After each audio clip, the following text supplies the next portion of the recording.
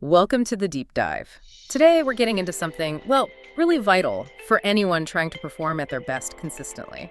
The topic is mastering motivation and stress for peak performance. And our mission here is pretty straightforward. Pull out the practical, usable nuggets from our sources, help you find ways to stay focused, calm, and consistent day to day. Think of this as your shortcut to understanding peak performance. Exactly. And you know what the source material really hammers home isn't just one simple trick.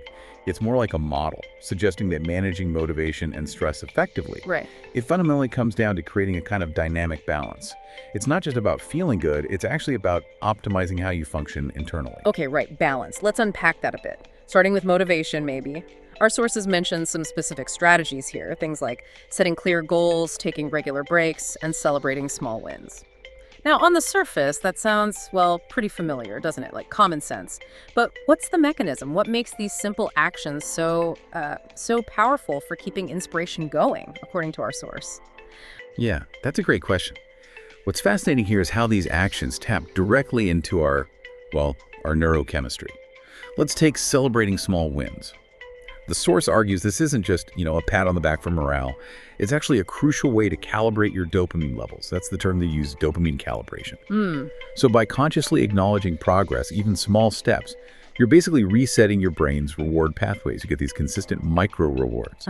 And that helps fight off the dip in motivation you often get with long projects. Okay. It keeps the momentum going, even when the big goal seems far off, prevents that slump.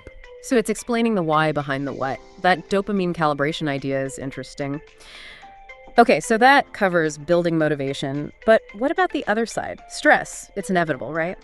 How does our source suggest we handle that daily friction? It mentions practices like mindfulness or exercise. We hear about these a lot, but how do they fit into this specific framework for peak performance? Is it just about relaxing? Well, not just relaxing, no.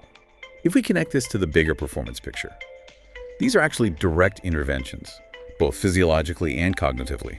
Mindfulness, for instance. The source highlights how it actively trains your prefrontal cortex. Okay. That enhances your executive functions, think decision-making, focus, and it significantly reduces what they call cognitive load, basically mental clutter. Right, less noise upstairs. Exactly. Yeah. And exercise, it's not just working off steam.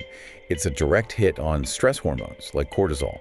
It acts like a biochemical reset button, flushes out the stress byproducts, gets your system ready for clarity and sustained energy.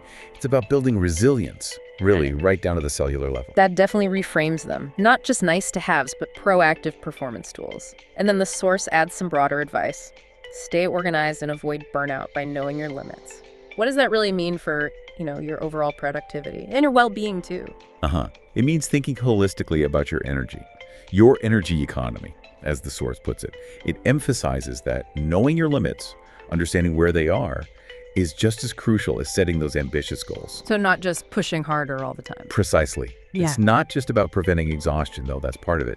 It's about optimizing your cognitive bandwidth, your physical resources. So this balance, these practices we've talked about, dopamine calibration from celebrating wins, prefrontal cortex training through mindfulness, cortisol regulation via exercise, they all work together. They synergize to build a mindset that the source describes as focused, calm, and consistent. It's what makes high performance sustainable, rather than just a short sprint towards burnout. Okay, so wrapping this up then.